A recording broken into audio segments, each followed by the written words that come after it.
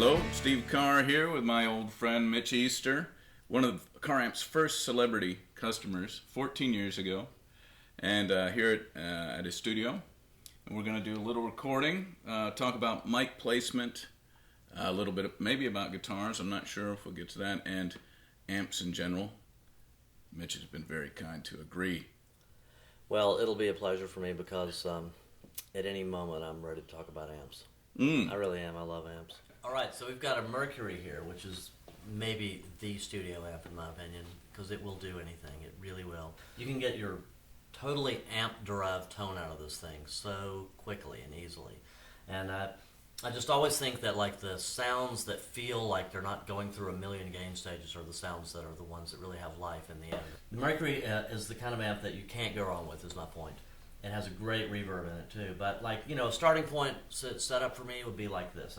SM7 dynamic microphone just pointed right at the speaker, often right in the middle because that's where Les Paul said you should put it. He really did. And this is an Electro Voice 635, which exists today in a form called the 635A that looks different but is basically the same thing. This is a microphone that just always sounds great on electric guitars. It has kind of a limited bandwidth. It only goes up to about 13 kilohertz, but that's really high, you know. But it's just good sounding, and these two add up really nicely. And mainly, when you get a good phase relationship between two mics, you can get a bass that you can't get with EQ. You can get a really solid bottom end that's not like woofy or anything, but just like a true foundation. This is a microphone that I might use on that amp too. If you have one of these, you will love it. This is the Coles 4038. Formerly the STC 4038, which is a BBC spec ribbon microphone that they still make, and is crazy looking, weighs a ton, and has a magnet that will pull you across the room if you're wearing a big belt. But these microphones just have a big and bodacious sound. So this would be something else I might put on the Mercury. Probably just all by itself because it's so mega it doesn't need any help. Well, Mitch, I know you've tried a lot of different settings on the Merc. This is one of the ones that I like, which people may not find by themselves. It's setting it in the non-boost mode, the lowest boost mode, turning off the treble, all the way off on the treble, all the way off on the bass, and the volume all the way up. And it's kind of just a thick, perhaps a little bit of a Fendery overdrive. Yeah, I think it would never occur to me to turn the tone controls all the way down. It sounds magnificent.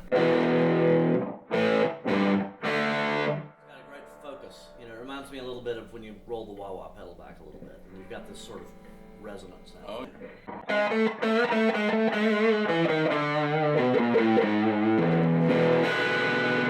I love that.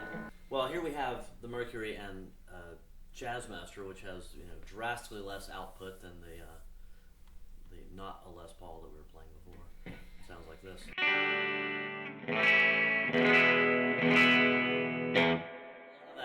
As they say, spanky stuff going on that's just great.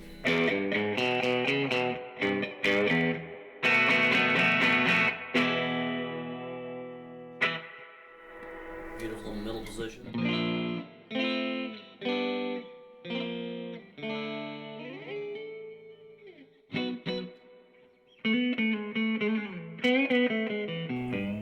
Well, maybe we could hear something that you've recorded.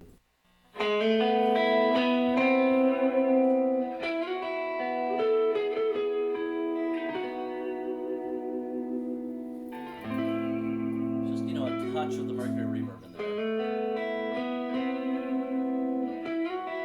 But it's doing that sort of compressy thing, but it's still clean. Yeah.